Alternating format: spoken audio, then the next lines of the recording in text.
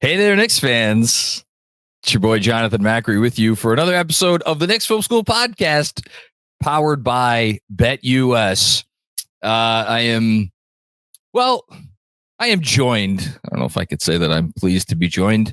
I'm accompanied by a guest who reminds me of a line from a movie that it's not a very good movie, but it's an important line for me to start the pod with today, and that is the great Al Pacino in Godfather 3. And he says, every time I think I'm out, they pull me back in.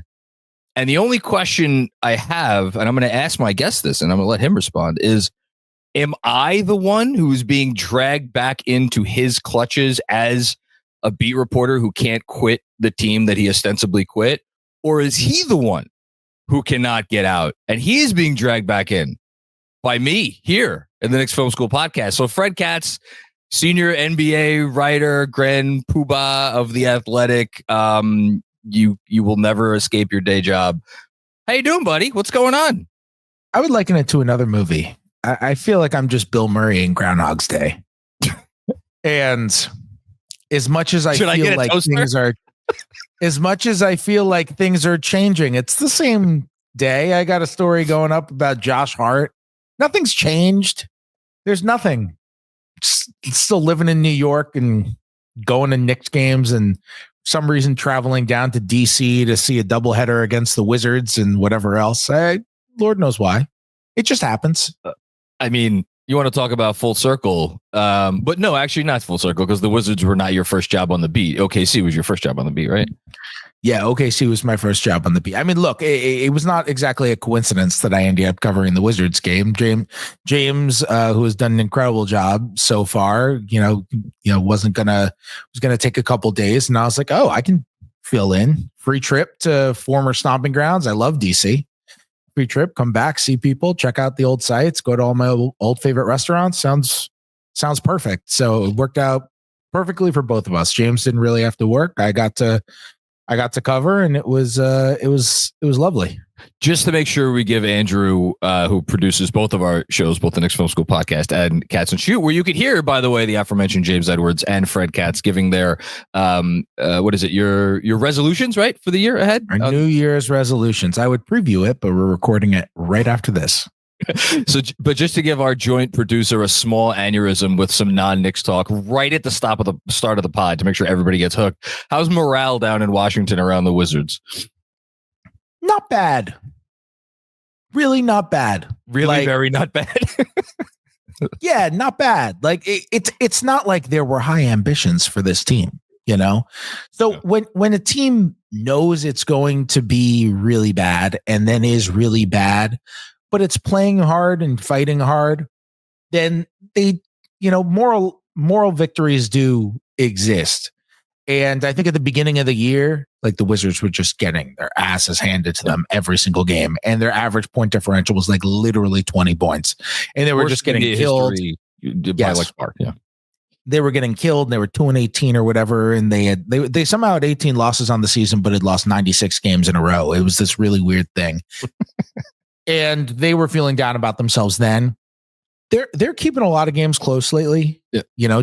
Justin Champagne's going off for 31 and taking games to overtime against the Knicks, and they've played some other teams close. They played OKC pretty close until the fourth quarter when OKC ran away with it, and they played a couple of other decent teams close lately too. Like, they compete, they play hard. SAR is starting to hit some jumpers, which I think is encouraging for them, and they like their young guys. So, like, I think it's like what it should be. It's a lot of young guys who don't really know any better, and a first-time full-time head coach who is kind of still learning what he is as a head coach, and a front office that's new there as well for the most part. So, like, there are worse vibes in the NBA. Like, I think I think the Kings probably have worse vibes right now. Ooh, and the Wizards just did these kind of rankings a week ago. Yeah, Kings have to be up there. Although they won last night, good win over Luka-less Dallas. Okay, enough of giving Andrew an aneurysm. Let's talk about the Knicks. You have a bunch of writing and reporting that you have done about the Knicks recently, and that is coming out in fact, today. You have a great Josh Hart story that is up by the time people, or will be up by the time people listen to this. And I want to get to all of that, but I'm going to start by, again, giving folks a peek behind the curtain when you texted at, I don't even know what the hell time you texted last night or this morning, whatever. And you were like, what are we talking about tomorrow?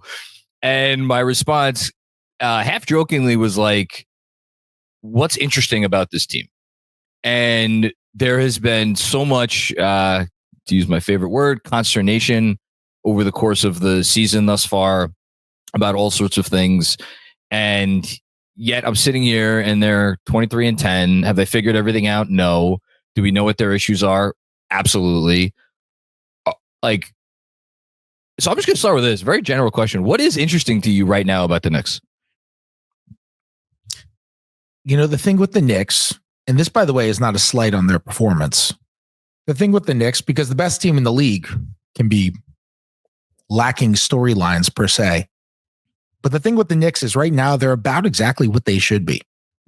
And you look at where their roster is, and it's like Jalen Brunson is playing like Jalen Brunson. Karl-Anthony Towns is playing like Karl-Anthony Towns. Josh Hart is having a career year, which, as you mentioned, I wrote about today. OG Anunoby is in a really weird stretch. I think that's somewhat interesting. The fact that he is just having game after game where he's not hitting shots other than that 13 for 15 game against Toronto. I think that's interesting. I don't really know what to make of it, which makes it a little less interesting. I feel like maybe we could talk about that. I find that interesting. Mikal Bridges really coming on lately, I think, is interesting.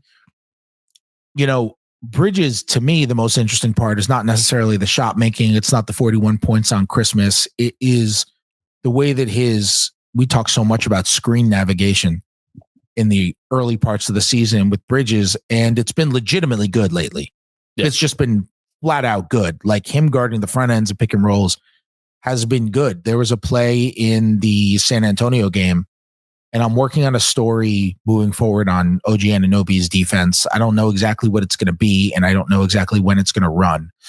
But there was one play that I clipped, and I showed it to Bridges after the game last night because I wanted an to get his play thoughts on it. or a Bridges. It was an OG and Bridges play, which was in the Spurs game with 6.5 minutes to go in the fourth quarter. Knicks are down 5, and it was literally OG's first play in the fourth quarter after they switched him.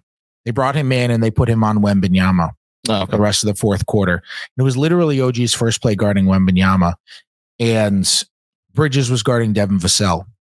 And Vassell comes around on a dribble handoff from Wembanyama. And they just go screen, rescreen, trying to get a switch, trying to get an opening. And Bridges is fighting around every screen expertly.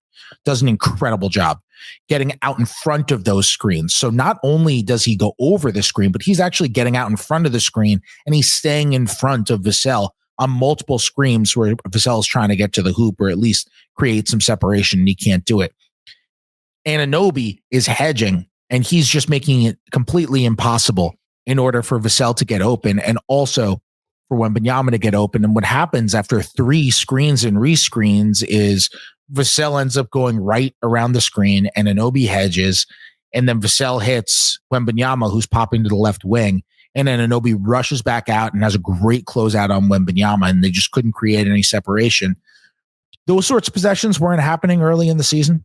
They weren't happening from Bridges. They weren't happening from a cohesion standpoint early in the season. I think that development is interesting, and it's one of the major reasons why they're now in the top half of the league in defense as opposed to the bottom half, even though they still definitely have some stuff to iron out on defense.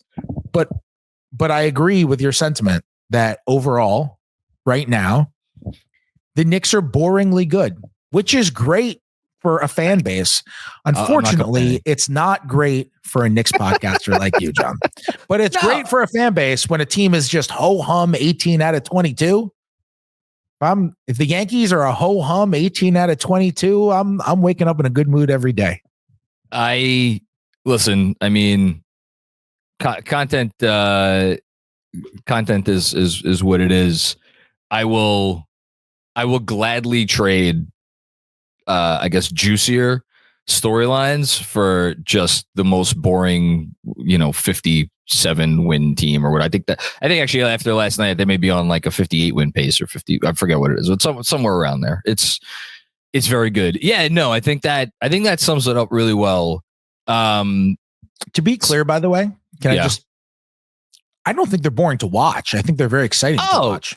No, I mean, you look at the freaking games. I mean, the first Wizards game was absolutely thrilling, especially in the second half and obviously overtime, what Jalen Brunson did. The Spurs game, I saw somebody put out some, I don't know, I have no freaking clue what they used to calculate this. I think it was like AI calculated it for them, but like the most exciting games of the NBA season ranked, and the Knicks Spurs Christmas Day game was like the number 2 most exciting game of the year. So that was pretty fun. I mean, there's always something in a Knicks Magic game, if you like that sort of street ball stuff. So like the games are fun, and like you get to see Towns do crazy stuff every both good and bad, every game. And you talked about Brunson, and that's a good transition. Let's talk about Josh Hart, because you had this piece drop and you were kind enough to forward it to me before it published. And I find it's so funny because my favorite part of other than the shooting stuff and what he worked on this summer, which is what I really want to get to, I also really appreciated you had a line in here where you referenced his quote from, I think it was the end of the preseason, right? Where he said, maybe I should just go to the bench.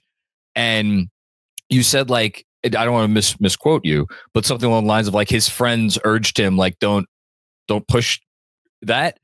And to think that was whatever it was 2 months ago, and now here he is. And like, if he was, I don't know, if he didn't have his teammates, obviously the team wouldn't be as good as they are. And the whole point that I'm about to make is moot. But like these numbers in a vacuum that he's putting up for a team that has as many wins as the Knicks have normally would engender some kind of like small all-star buzz. He's not going to get that because, again, where he is on the pecking order of this team. But it's just wild that we're 2 months removed from that quote. And I would like you to just elucidate perhaps on that part of your story. Yeah, I mean, he scored 2 points in 4 games in the preseason. And I know that became a prevailing question mark coming out of, maybe the prevailing question mark about the Knicks coming out of the preseason. Like, what is wrong with Josh Hart? And I was on the record at the time saying it just didn't affect me at all. My reaction was essentially, oh, you're telling me the guy who notoriously only gets up for the games that count is only getting up for the games that count? But that's okay. You, Fred.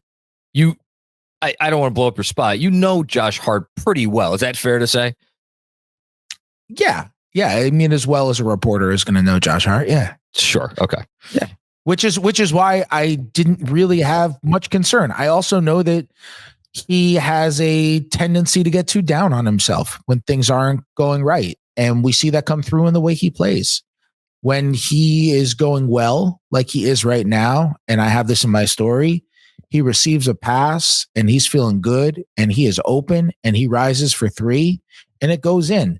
Because the thing about Hart is, unlike a lot of guys who have been inconsistent jump shooters in their career, he doesn't have some sort of horrific fundamental flaw in his jump shot. He doesn't have a terrible hitch. He doesn't have an awful release. He's not horrifically off balance. He's not Ray Allen in terms of his shooting form, but his jump shot looks good. He's got good rotation on the ball. Like his jump shot looks good. The biggest issue for him as a shooter, I've always thought, has just been the reticence. It's been the hesitance. It's been when he gets the basketball, does he look around and try to figure it out, or does he go up in rhythm? There's this stat that's kind of been popular throughout the Knicks season this year that Josh Hart is shooting 1,007% on shots that go up with less than 4 seconds left on the shot clock. And I've never thought that was a coincidence because he doesn't have to think. Yeah. You just have to go up. That's just all reflex and not thinking. It's the same thing as the third baseman who has trouble throwing a first on a routine ground ball. But when he's charging in, he's got to make the bare hand play. We'll throw it to the first baseman's chest every single time. It's the exact same concept. And I always thought that Hart had the ability to kind of be able to do this, and he has worked on fundamental changes in his shot over the summer, no question. But I think a lot of it is that he's continuing to see the ball go in, and he's continuing to go up with it. And I think in that moment in the preseason, he was discouraged. I don't think anybody on the team agreed with him when he suggested maybe I should come off the bench. I think there were teammates that he had, and there were friends that he had. I shouldn't say I think. I know, that's why I wrote it. There were teammates he had, and there are friends that he had who were like, what are you doing? Don't say that, man. Like, why are you saying that? And I will never knock a player for being honest and forward on the record, ever. I always appreciate that. I also appreciate that he has friends who are like, don't do that, man. Like, don't be so down on yourself after 4 games that you're like benching yourself when the coach and the team and your teammates don't want you benched. Like, don't put that energy into the world. And I think I can appreciate both angles of that. And it turned out that all of his friends were correct in their sentiments, and all he's done is have the best season of his career and really be a better player than he's ever been. That was so beautifully said. I don't even really have a follow-up. I was going to ask you about the shooting stuff, but like you said, it's important, but it's also probably not the most important thing. I just looked it up. He's just a hair under 36% as a Knick from deep, which, like, normally you have a guy like Josh Hart in a starting lineup and like entering a big playoff series. He would be, I think, an obvious candidate if you were going to say, like, well, who's the X factor for this series? Again, like I'm not saying Josh Hart himself, but like that sort of player with like a history of shooting and consistency, especially if you're playing a team like the Celtics, we're going to defend you a certain way and whatever. Like, he would be the obvious name to bring up there.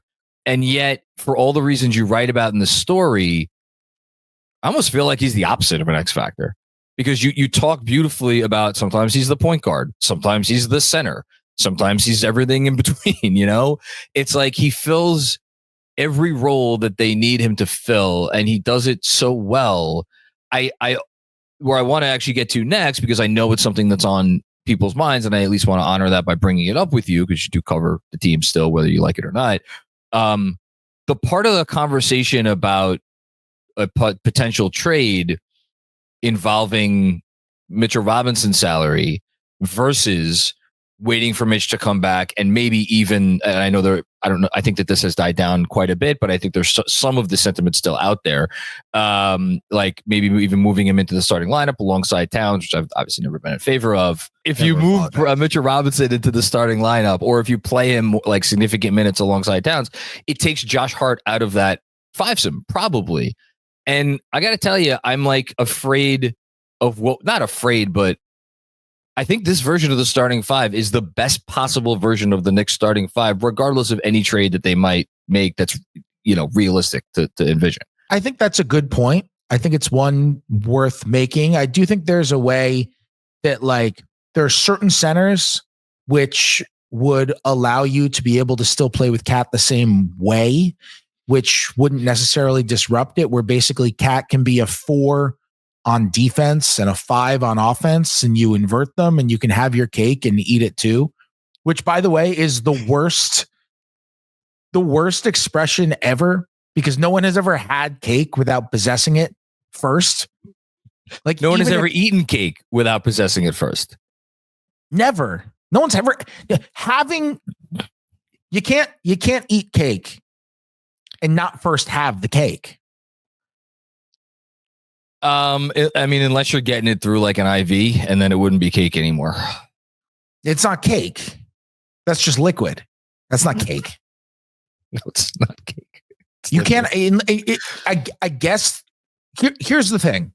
Oh, I can't. It's not saying you can never have cake. It's not saying you can never eat cake without previously having it, because I guess somebody can spoon feed you the cake, in which case you didn't technically have the cake and then you ate it. However, it is saying at all times, whenever you have cake, you cannot eat the cake. I think which is totally untrue. You're going far afoul of the sentiment of the phrase, which is that most normal red-blooded human beings, when a piece of cake is put in front of them, there is a modicum of happiness that comes simply from the cake being there. And you get to look at it and you get to say, oh my goodness, I can't wait to indulge in this piece of cake. But then you start eating it and then the calories come into play and all of that sorts of thing, which is the balancing of it. So here you get the experience. John, the scenario you just described, did that person have cake? I'm assuming they had it. Yes. Just no. Yes or no? Yes or no? Mr. Lawyer, yes or no? Did that person have cake in that scenario? I'm not on the stand. No, you're on the stand. You're on the stand. Did that person have cake in that scenario? Yes. Yes. Did that person eat it too? They had it. So yes, they ate it. They had it. So they ate it. Whenever someone eats cake, they previously had it.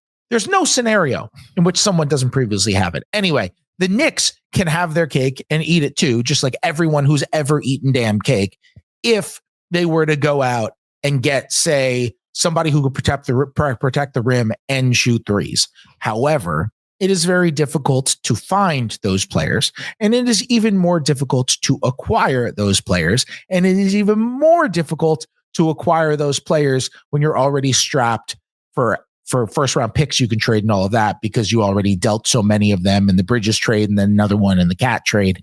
And really all that you can trade is first round swaps when it comes to that, because yes, they have the Wizards pick.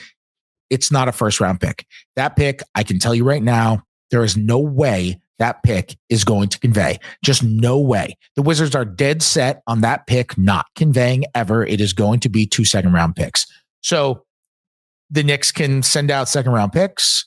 They could include Deuce McBride if they feel like it's a huge difference maker. They could send out swaps in 26 and 30, and they could try to get somebody who fits that ilk, but there aren't many players who fit that ilk. Those players tend to not become available.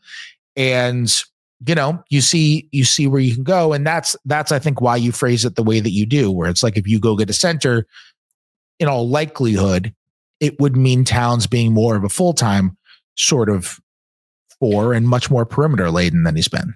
If you're going to give up the assets that it took to get that sort of a center, you don't do that for a guy who's going to play 12 minutes a game, or even probably, 16 or 18 minutes a game. You get it for a guy like, again, a name you've bandied about, and they've since you first brought this up, they've rebounded and they've kind of righted the ship a little bit. Miles Turner on the Pacers. Like, you're not going to get Miles Turner to play Miles Turners.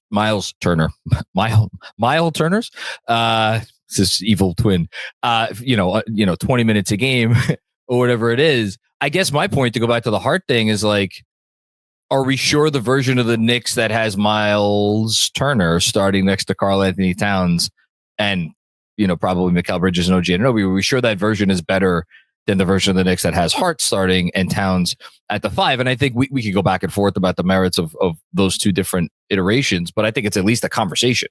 It's not an automatically like, yes, this is absolutely better, which kind of, in a roundabout way, brings us back to like the Mitchell Robinson part of the conversation. And like, okay, they have this Mitch salary and all of, we've talked a lot about Mitch, but like, what's worth trading Mitch for? What's worth trading a guy who could be that 12, 14, 16, 18 minute a game center who could do some nice things in that time? We know what his flaws are, but like, and I'm looking around the trade market. Like, I just want to ask you, because I loved the theoretical fit of DFS on the Knicks, and it doesn't seem like they ever kicked the tires. I don't know if you heard differently. But like, that sort of player is the guy who I would have said, all right, that's a realistic fit and it makes sense basketball wise. Yeah, I think somebody like that would make sense. I mean, he makes sense basically anywhere. The way I described that trade for the Lakers was they essentially got a really good price on a Toyota Camry, which nobody's ever going to knock you. No one's ever gotten a really good price on a Toyota Camry on cars.com and has been like, that's going to bite me in the ass. It's just never happened. They didn't have to give up a first round pick, and they got a guy who was going to knock down an open three, who's going to defend the wing hard, and who's basically plug and play, and is a winning player who fits into basically any sort of scheme you want to run on either side of the floor. And so it's perfect for them. And I agree. He would have been a really good fit with the Knicks because he would have been a really good fit with a lot of teams. I did not hear any sort of stuff between the Knicks and the Nets on DFS. I didn't hear any of that. I heard Memphis stuff with Dorian Finney-Smith. I think they got decently far along in trade discussions. I don't want to say how far because I'm not totally sure, but they were definitely talking to Memphis about that kind of stuff. And I think the Lakers kind of came in at the last second and ended up swiping him away. Like, I don't think that was something that those teams were talking about for a really long time, and it finally went through. I think that was a deal that was negotiated pretty quickly. And I have not heard any Dorian Finney-Smith Knicks stuff, but I agree. I mean, an extra wing could be helpful for them. An extra big could be helpful for them. Hold on. I want to hold your feet to the fire in that because you said two different things. An extra wing could be helpful. An extra big could be helpful. What do you think would be more helpful? And I'm going to tie that into another thing I wanted to ask you about, which is the depth / bench question. And you again texted us yesterday, or you were like, kind of, what's on your guys' mind when it comes to the Knicks? And my response to you was, are they tired? They're playing like a tired team. If you watch how they started the last two games of Washington, one of those was back to back. But like, if you're like, put yourself in, I mean, I'm not going to ask you to put yourself in Tibbs' shoes because he just play everybody 48 minutes. Put yourself in Leon Rose's shoes. What do you think Leon Rose, if he could get his dream realistic acquisition, what do you think he's going to try to get? I think what they need, and this is a little bit of a cop-out, but I think what they need is they need to go out and get I think the quality of player is more important than the specific role. If it's somebody who can, if it's somebody who can soak up minutes in a highly capable way, can play both sides of the floor, who Tibbs will trust, who Tibbs isn't going to go away from, then I think that should supersede anything else. If you got two guys who are even, then I'm not sure. Maybe which guy. Maybe it is the wing, because ultimately this team is going to be at its best construction, like you said, if you can have Towns and Brunson out there.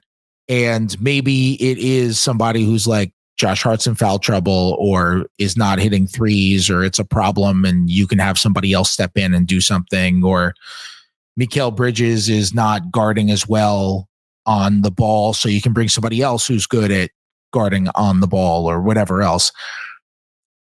I would just go with whichever player is going to spell them the most, because ultimately whoever they acquire in season, realistically, like you mentioned, like Miles Turner, it's like they're realistically not going to get Miles Turner right now, even though he's an expiring contract and makes $20 million, and the Precious and Mitchell Robinson salaries add up to being enough to be able to get Miles Turner. They're realistically not getting Miles Turner. So realistically, you're getting a player on the lesser side than that. And I think what you need is somebody who's going to make it so that Tibbs doesn't feel like he has to play a 6-man rotation sometimes in the second half. You need somebody to get you through your crap. And maybe that's a big and maybe that's a wing. I would just go with whatever is the better player, add some talent off the bench. Not that they're talentless off the bench, but they're small off the bench. Well, they could use an extra guy. And regardless of how you evaluate their bench, I'll tell you how Tibbs evaluates their bench. Please. He evaluates their bench as not good enough to prevent the starters from playing 38 minutes a game apiece. So, like, what evidence could you possibly have? That'd be wildly irresponsible of you, Fred, to draw such a conclusion based on literally every fucking thing we watch every night. And I know everybody makes jokes about Tibbs wanting to play guys a ton of minutes and whatever else, but Tibbs ran through the vast majority of the year playing an 8-man rotation, sometimes a 7-man for halves, sometimes a 6-man for halves, essentially. Yeah. He doesn't want to do that. All evidence of literally over a decade of Tibbs being a head coach says Tibbs wants to run a 9-man rotation. All evidence says when everybody is there, Tibbs wants to be able to play his starters, not 39 minutes a game, but 34 to 36, because that's what happens when everybody is there and healthy.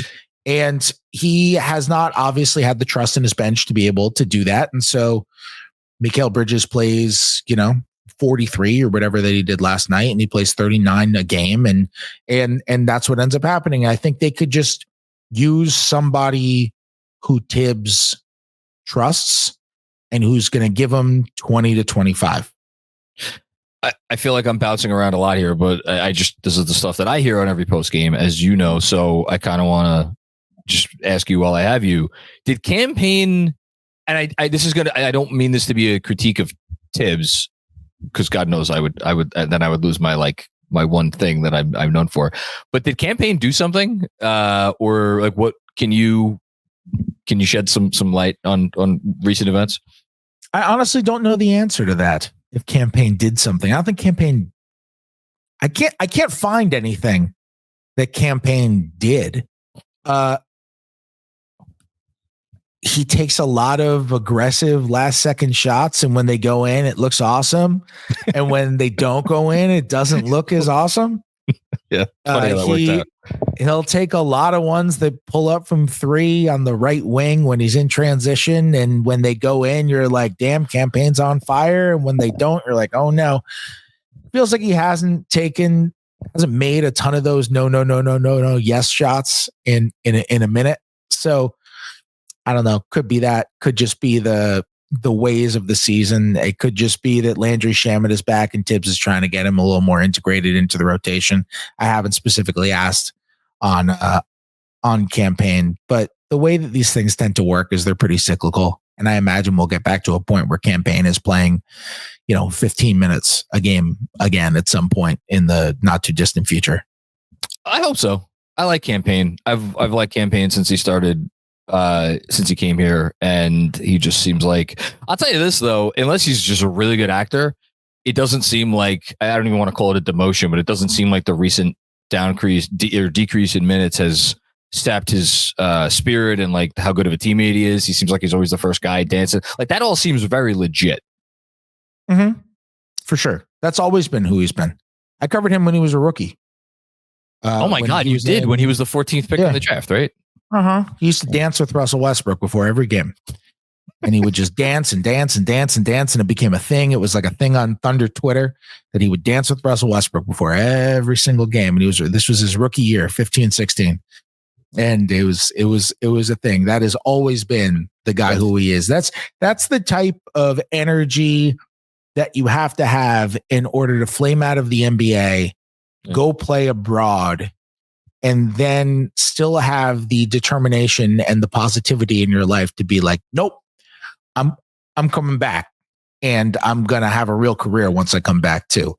So I think that sort of mentality is integral to him becoming the player that he's become and having the career that he's become. I would liken it almost to another guy who I've covered, Ish Smith. The great Ish Smith. Clyde's favorite. Yeah. Who was undrafted and was on literally the most teams of any player in the history of the NBA. And I think changed teams like 9 times in his first 5 years and was just kind of a nothing. And then all of a sudden sprouted into being like a legitimately good backup point guard. Yeah. And the reason that he was able to get that far is because he was like the most popular teammate in the NBA. Everywhere he went and every place that cut him or traded him or whatever else had a very similar sentiment of like, yeah, we wanted to keep Ish Smith. We wanted to keep Ish Smith. We were so upset when we had to let go of Ish Smith, but we couldn't do it. And then I remember I did a story on this when I covered him. Like there were situations where like a GM would call up another team's GM and be like, how was Ish for you guys? And they'd be like, oh, he should be in the league. Just bring him back so he could be in the league. And the other GMs would be like, okay. And eventually he sprouted into like a good player and had a really good, really long career. And that's the way it works sometimes. Good human pays off. Sadly, never remember the Knicks in that long career. I want to ask you really quick about OG Anunoby because you kind of teased this before in terms of like a potential concern area and also a story you're working on. Bondi reported during the game yesterday that OG took off his was a wrap or something around his surgically repaired elbow at halftime. Seemed to do I don't say wonders for his shot, but he came out and he made 3 threes in the second half, which was cool to see. Do you have a concern level about OG right now, and like what are you paying attention to with him in the coming weeks? I guess I have a concern level. I'm not horrified. He tends to get hot and cold with the jumper. Like historically, he's streaky. And so you see something like this and you're like, okay, it might just be a streak. I did think that first Washington game that he played was uncharacteristically bad defensively by his standards. It was weird. Like, it was weird. To use your term that you used famously very much at the start of the year, it was weird. It was weird.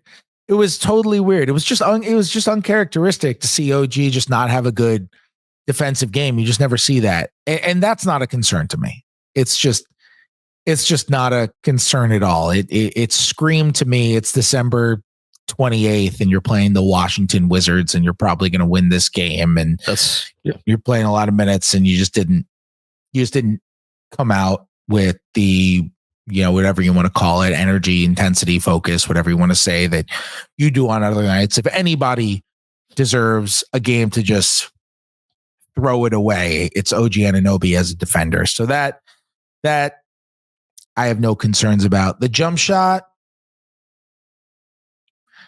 no, not really. He's kind of always been like this as a shooter, and I imagine there'll be a point moving forward where he's going to start hitting him again, and it'll be fine. The rest of his play has been good. Defensively, he's been excellent. Offensively, he's still scoring off cuts. He's still moving. He's still getting out in transition. He's still in all the right places. He's still spacing to the right places. He's not really hesitating on the jumper. He's still putting up his threes the way that he should. Like 11 last night. Yeah, they're just not really going in. And you have to imagine, as you contested with Bridges at the beginning of the year over and over, and you were right. Like, we get that, Andrew. Can we get that? Just cut those 2 seconds and make sure we get that on all social channels every day for all of 2025. Thank you. Continue. I didn't mean to cut you off. You were correct. Right. You didn't mean to cut me off. That was an accident. I never mean to cut you off. Why would I ever cut you off? No, you didn't mean to cut me off. That was an accident. I wanted to have my cake and eat it. I don't know. It's not relevant. Stupid expression. Have your cake and eat it too. So stupid. Who's ever eaten anything? Only a baby would eat their cake without having it. Because babies get fed. But babies don't even eat cake. That has nothing to do with anything. Babies don't even eat cake. No, I guess it all comes down. Look, writing is all about verb choices. And I make a very conscious decision. I hate the verb have or had. I hate it. I try not to use it in my writing. And every once in a while, I'll have a draft and I'll write out my draft, and I don't put as much thought into my draft because I'm just trying to get the words on the page. And then I go back and I edit and I change things and I change. And one of the things that I change constantly is my verbs. I'm like, that verb is weak. That verb is weak. I need a better verb there. I need a better verb there. And I have a lot of haves, and I try to change as many of my haves as I can to something else. And this is why, John, because have is a weak verb, and have in this context can mean whatever. What the hell is have? What is having cake? You have to physically possess the cake. Is someone feeding you cake? Did you have the cake? Have is such a weak, stupid verb, which on top of this weak, stupid expression is made even worse by just having have in it. It's just terrible, John. It's so dumb. To really pump up your bona fides as a writer, and I promised Andrew we're gonna get the pod back on track. You will also famously hate using adverbs, which are an easy way to bolster your verb usage, and you just won't, and you don't like doing that because you think it's a cop out. That's how seriously you take your craft, Fred Katz, which makes it all the more meaningful for you to sit here and say, John Macri, you were right. Because such an esteemed writer as yourself is saying that I'm Right. And that's all we have to say about that. We don't have to talk about it anymore. We're going to talk about the NBA standings here, or the NBA, the Eastern Conference, I guess would be a better way, in conjunction with our friends at BetUS. So I think Andrew's going to get some odds up here in a moment. But first, a reminder that you can go to BetUS and you can take advantage of a very special opportunity, which if you've watched the post games, you know very well by now. Use promo code YouTube150 to receive a 150% bonus on your first deposit, as well as 125% bonus on your next two deposits up to $2,000 to take advantage of the best basketball book and the fastest payouts in the industry. You know all the bells and whistles. They have 24/7 personalized service, 365 days a year, live wagering on all major games, best betting variety in the business, and 10% back on your net losses twice a year. You could also have your own personal account manager. Again, that code is YouTube150 to get the 150% bonus on your first deposit plus 125% on your next two, up to $2,000. Reminder, gambling involves risk. Only gamble with funds you could afford to lose. It is down to you, the individual, to make bets with or without the assistance of the information provided. Fred, we're looking at Eastern Conference odds right here. And for anybody who's listening on the pod and cannot see the YouTube channel, the Knicks currently are plus 450 to win the Eastern Conference. Those are the second best odds, following Boston, who is essentially even money. And then just behind the Knicks are the Cleveland Cavaliers. Currently, I think they still have 4 losses. They are plus 550. And then you got the Bucks at plus 900, and everybody else in the conference is plus 1600 or worse. Let me ask you this. I could ask you just as simple as, like, if you had to place money on one of these teams, who would you place money on? But that's kind of boring.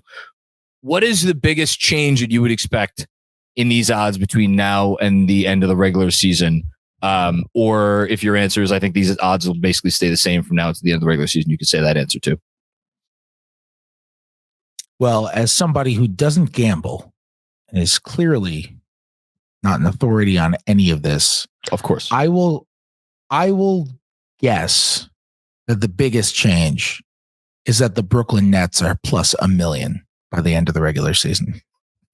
I will also guess that by the end of the regular season, the Washington Wizards will be taken off the board because they will be eliminated from the playoffs. I will also, on a more serious note, thank you, guess, because why the hell not, that the Philadelphia 76ers will be lower odds, higher odds, will be more likely to win the championship than plus 1600. That is my guess on biggest change. Because right now I'm looking at it, and the Celtics are the leaders at minus 105, and I feel like minus anything is just a bad bet on a futures bet to win the East. The Knicks are plus 450. The Cavs are plus 550. The Bucks are plus 900, and the Sixers are plus 1600. And I could see the Sixers going on a little bit of a run here. I mean, everything has gone so horrifically for them at the start of the season. They've had so many injuries, and I just feel like it's going to get better. And fortunately for them, they're in the conference that allows them to get it better. Like, if they were in the West, I'd be a lot more worried about them. And they're sitting at 12-17 now. But because they're in the East, because they're in the East, even though they're still out of the play-in tournament, they are still so close to getting out of the play-in tournament. Like, the Bucks are 16-14. You know, the Bucks have had this nice run lately, but they're still sitting at 16-14 and meandering around 500. It's not like they got to 500 and then burst all the way through the ceiling. So maybe the Sixers end up kind of switching places with Milwaukee, and the Sixers end up closer to like plus 900, where Milwaukee is right now, than plus 1600.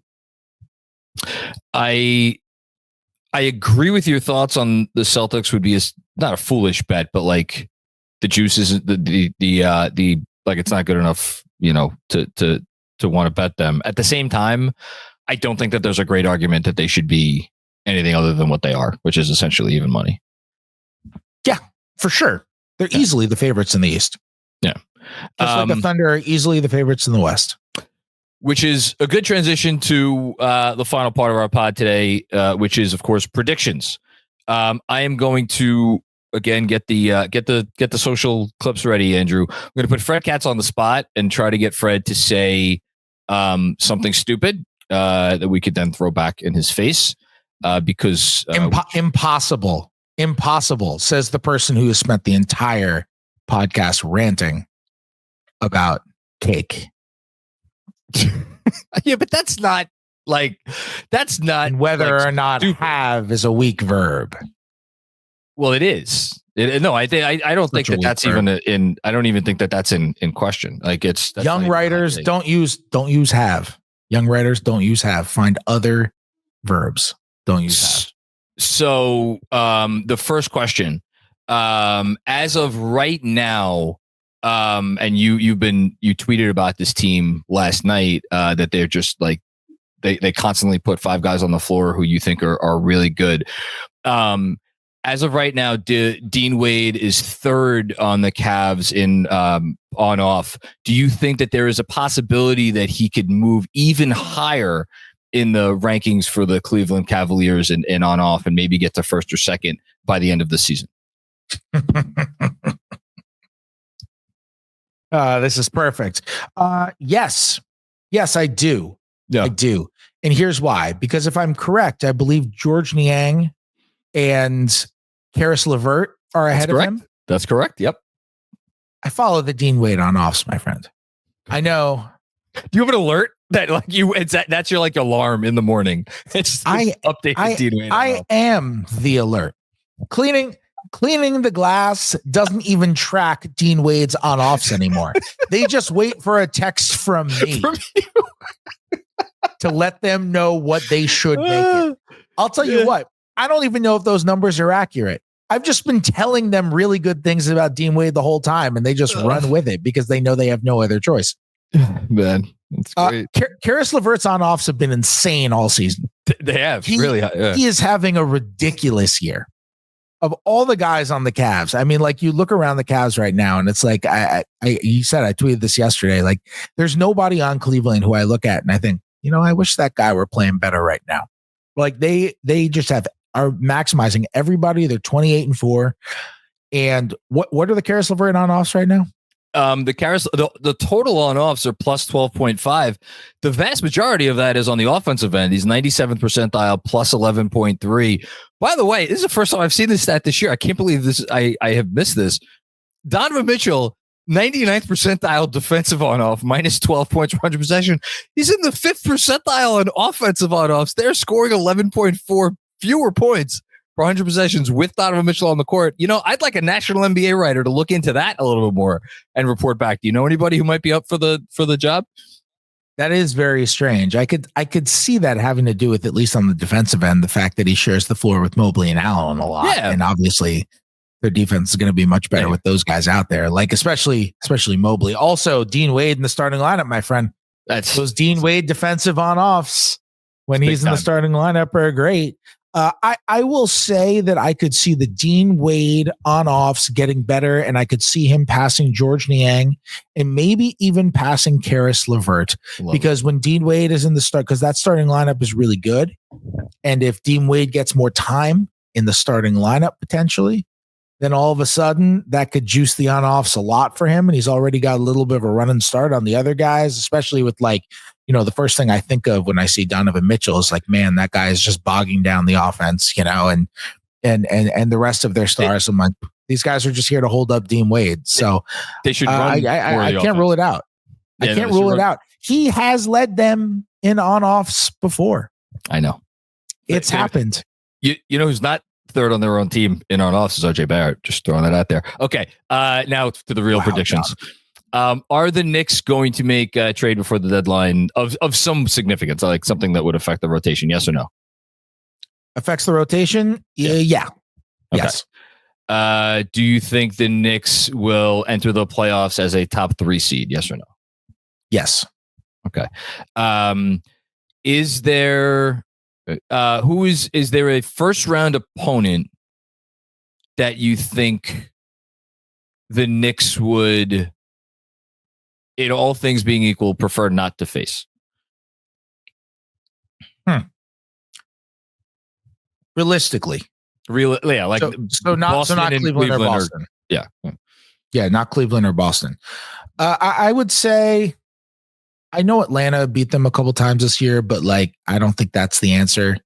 I feel like the answer is always Miami, to be honest. Really? I feel like the answer is always Miami. I mean, if you want to say Orlando, because Orlando could have their record bogged down by not having Paolo, not having Franz, and if they get those guys back, that's probably the fourth best team. I get that. I just want to be clear. You're considering Milwaukee and Philly, and your answer is Miami. Yeah. Well, did you ask me who has the best chance of beating them, or who's the one they don't want to face? You answer both. I asked who's the one that they would probably not want to face. I think this organization has an incredible amount of respect for the Miami Heat, and I think the answer to that question tends to be Miami more often than not. Like when in doubt, I'm going to say they don't want to face Miami. They along with many other teams in the league are like, we get it. That team is meandering around 500. They got the whatever the hell is going on with Jimmy Butler situation. And Butler is, a few years older than he was when they faced him in the playoffs in 2023, or a couple years older, I should say. And maybe he's not the same guy, although he's having a really good year. I mean, the efficiency metrics for him are insane this season, no question.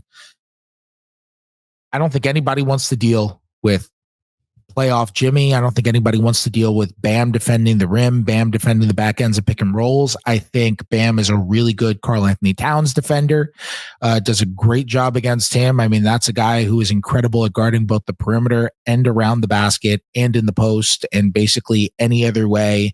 And I don't think anyone wants to deal with Eric Spoelstra in a playoff series, because as we've seen many times, dealing with Eric Spoelstra in a playoff series is terrible. Milwaukee has Giannis and Dame. I get it. But the Knicks are better than them. Yeah. Like the Knicks are just better than them, and they match up well against them. Milwaukee doesn't have anybody who is going to be able to guard Cat really well. Brook Lopez is at his best in a drop. He's not quite the same level defender as he was when he was in his prime and showing up on all defense teams. And he's still, even when he was at his absolute best, he was at his best in a drop, and Cat can murder you from beyond the 3-point arc. I think they match up well with that team. I know Giannis is a handful and can win a series completely on his own. I get it. He's the best player in the Eastern Conference, and you want to call him the best player in the league, that's fine. It's him and Jokic. They're the two best players in the league. And Philly, I get it. They have Joel Embiid, but we haven't seen it from Philly, and they beat Philly last year. And we just haven't seen it from this group at all. Like at all. So I can't in good faith say Philly. I think the answer comes down to either Orlando, assuming they're going to be healthy with Paolo and healthy with Franz, because that team beats the crap out of you, plays really hard, is crazy well coached, and just wants to make games ugly. But I just don't think Orlando has it offensively. I don't think they have the facilitators. And so I'm just going to say Miami, even though if you ask me who is the fourth best team in the East, my answer would not be Miami. That was great. Thank you for that thoughtful answer. Do you think this Knicks team believes they could win the championship this year? Depends on who you ask. Some would say yes. Others, is it a good podcasting move now for me to go like player by player, coach by coach, executive by executive? No, I think all the players believe it. I think all the players believe it. I think there are people within the organization who understand, like, you right now are a little bit shallow, and you also are going to have in your most important moments in a playoff series, you're going to have Karl-Anthony Towns and Jalen Brunson on the floor, which are two below average defenders who teams are going to be able to exploit in like a late playoff series. Maybe not a first round series against the Magic or something like that. But when you get to the conference finals and you're playing Boston and you're going up against a team that has 5 guys who can handle the ball, 5 guys who can shoot, and 5 guys who can pass, and it doesn't matter who Brunson is guarding and who Cat is guarding. You can just have Brunson's guy run a pick and roll with Cat's guy, and you could just pick and roll them to death until you pick them apart. Like, I think they have realistic concerns about how that's going to work, because generally in the playoffs, you can get away with one big wart. You can get away with one guy who you can pick at defensively. You can get away with one guy who can't shoot you can help off of. It's difficult to cover up two. And I don't think it's impossible to cover up two, especially given the offensive talent that's on the Knicks right now, and especially given the defensive wing talent that's on the Knicks right now. But it becomes difficult. And I think they understand that there are flaws there. I think there are people inside the organization who are just saying, like, you know what? It's fine, though. Let's see what we have. This team is young. It's under contract for the long term. The offseason is a time where, you know, this team is going to be able to add pieces. It doesn't just have to be at the trade deadline. They can have a mid-level exception this offseason. They can make a trade this offseason. They can figure things out. So I think they understand that. A lot of people in the organization understand that. But if you're talking the players specifically, yes, I think the players think they're good enough. I had another predictions question, but I'm going to scrap it and I'm going to end the pod with this because it's just, I have to follow up here. Like, it sounds like from your answer that those folks in the organization that have concerns about Brunson and Cat defensively in a playoff series against a team that has five guys on the court who can all initiate pick and rolls, can all screen for pick and rolls, that there is only one of two solutions in that person's mind. One of which would be Boston ceases to become the version of Boston that we know, and either, you know, what's Drew Holiday aging out, or they can't afford somebody or something like that. Or scenario number two, they eventually get to a place where they could play meaningful minutes, #meaningful minutes of a playoff game where one of Karl-Anthony Towns or Jalen Brunson is not on the court. Did I sum up that pretty well? Yeah, I don't think number two is the option there. I think it's number one. Okay. That's what I would have expected, but I wanted to ask. Where Mikal Bridges is under contract for another year, and the Knicks are set up to where they're going to be in a good position to re-sign him, where Josh Hart is under contract for multiple years, where Brunson just extended, where Katz around for multiple years. Like, they're in a good place with their contracts. They're in a good place with keeping everything together, and they're in a good place. You know, OG just re-signed too. They're in a good place from age also. Like, all these guys are in their 20s. It's not like Cat is 33 years old and he's moving on. He's 29. He's right in his prime. He's having an incredible year, one of his best years. I think they feel good about the fact that, like, Boston is going to get too expensive. I mean, they're literally selling the team. Boston is going to get too expensive, and that group under this current CBA is not going to be able to stay together forever. This is not the 80s Celtics. You can't do that anymore. And eventually, someone is going to have to go, and the Knicks might be able to strike. I think also the other part of it is, like, you can shore up the other parts of the game to such a degree over the next, say, calendar year. Let's say this upcoming, the 2025 trade deadline, the 2025 offseason, and the 2026 trade deadline. You can use those 3 points to shore up the rest of the team, to fill out the rest of the bench, to where your roster is bolstered to such a degree that you're in a better position having Cat and having Brunson.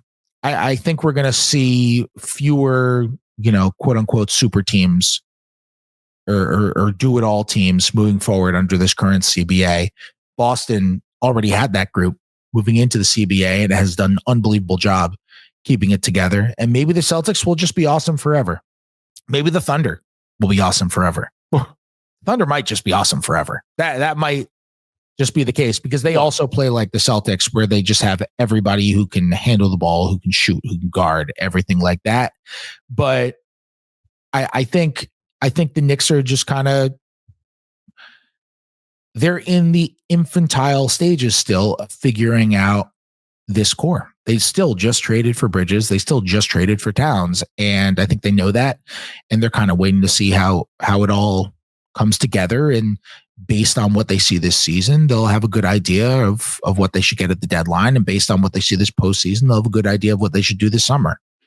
I'm not going to sit here and say, like, that something other than a championship could be an acceptable outcome because of all of the time and effort and energy and all of this that went into this building this team. But like, listen, man, get to a finals at some point in the next 3-4 years and roll the dice and see where it ends up. You can't. It's tough to ask for too much more than that. Like the freaking Nash Suns never got to a finals, you know. So whatever. We'll see what happens. Fred, this was great. And the last thing I do want to point out, because you brought it up about the Celtics ownership situation, they won the championship, and now they are going to sell the team for an ungodly amount of money. Sure sounds like they had their cake and got to eat it too. Just like everyone who's ever eaten cake. Yeah. Funny how that works out, isn't it? It's unbelievable. Okay. This has been the Knicks Film School show, podcast, whatever this is, presented by our friends at BetUS. I'm just this is what he does to me, Andrew. This is what it's him. It's not me. It's not my fault. I take no responsibility. It's him. Totally not your fault. Yes, you have no control over what you say into that microphone. Exactly. Totally. Yes. I mean, Andrew, in his defense, I think history does show that he probably has no control over what he says into the microphone. You know what? It is 1 calendar year since the OG Anunoby, RJ Barrett, Emmanuel Quickley trade. 1 year ago since we got definitive proof of that statement, Fred. Happy New Year, Fred. It's always good to have you. Thank you so much for all the appearances you've done over the course of 2024.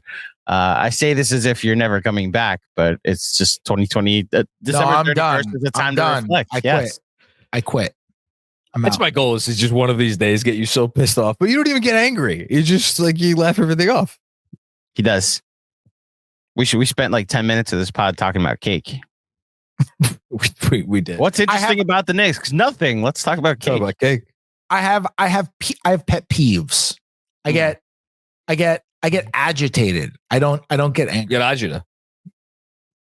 I get agitated. Cake will give you agita if the right kind of cake, or the wrong kind of cake, as it were. In all seriousness, so aside from like the Knicks stuff that you have, the Josh Hart story, the OG Anunoby story you have coming up, you've written about other Knicks stuff this year. I am thrilled that it seems like the Knicks fan base in unison has like very much adopted you as Fred Katz NBA general writer. And that is, and I know you've been around this fan base for a while, so it's not like I'm telling you something you don't know, but like Knicks fans are like, they don't give a shit. Like if it's not something that they want to spend their time with, they're just not going to spend their time. It doesn't matter how much you come on this podcast and like gas me up or any of that nonsense. Like it's just so awesome to see. And I've loved reading every one of your columns this year. And like, I love the notebook stuff. It's just great. Cause that's it's the perfect thing to come in once a week and read as an NBA fan, who doesn't maybe get a chance to watch as many games as you do. You get to like kind of get your league wrap up and, you're just killing it. So thank you for everything that you do. And thank you for still wanting to come on this show. Well, thank you for having me. I appreciate it. The notebooks are fun. I like doing the notebooks because it gives me an opportunity to just write about the most random crap that I'm seeing around the league. It's like, if you want to learn about what you missed in the NBA over the last week, you won't do it by reading my notebook. There's just no way that you will do it, but you might learn something about how like Peyton Pritchard has been incredible at getting rebounds that are nowhere near the rim. You might do that, or learn something about how Toumani Camara is really good at impersonating the people that he's guarding. Like you might get that, which are a couple notes that I wrote last week. I'm going to have a Knicks note in my notebook this week. Look out for it on a really cool box out. I was about to noticed. Yeah. Okay. We'll leave the tease there. You don't have to be any more specific than that. Cause I know what it is, and I can't wait to see what you uncovered about that. Oh yeah. I asked around about it. It was a really asked cool around. Yeah. I asked Tibbs. I asked Kat. I asked Josh Hart. Yeah. Oh my God. Yeah. That's going to be good. Around about the box out. Apparently Josh Hart went rogue. Really? Yeah. Not that he would ever do something like that. That's no. He would never go rogue. When is this coming out? The box out story? It's not a story. It's just going to be a note in my Right. When is it coming out? I do it every Friday morning. Right. Okay, so Friday. It's All the right. Friday calendar. I could say that this trending because more and more information kept coming out of you actually just saying it. So I was like, all right, stop. No, wait till Friday to say the rest. So all right. This is great. Fred, thank you so much. Anything else we didn't plug or promote well before we let you go? Nope. Listen to Katz and Shoot. There you go. Giddy up. I look forward to that. Andrew, anything we forgot? Happy New Year. That's it. Happy New Year. Watch party. One more plug. We'll keep plugging it away. But yes, Friday, T squared. Be there or be T squared for Knicks Thunder. Tip off is at 8:00. We'll be getting there around 6:30, 7:00. So come early, hang out with us, shoot the breeze, have some cake, maybe eat it, whatever you want to do. And we look forward to seeing everyone there. And as Andrew said, and for Fred as well, everybody have a happy, healthy New Year. Thanks for being a supporter of Knicks Film School. We appreciate all you guys, and we will talk to you soon. Peace out.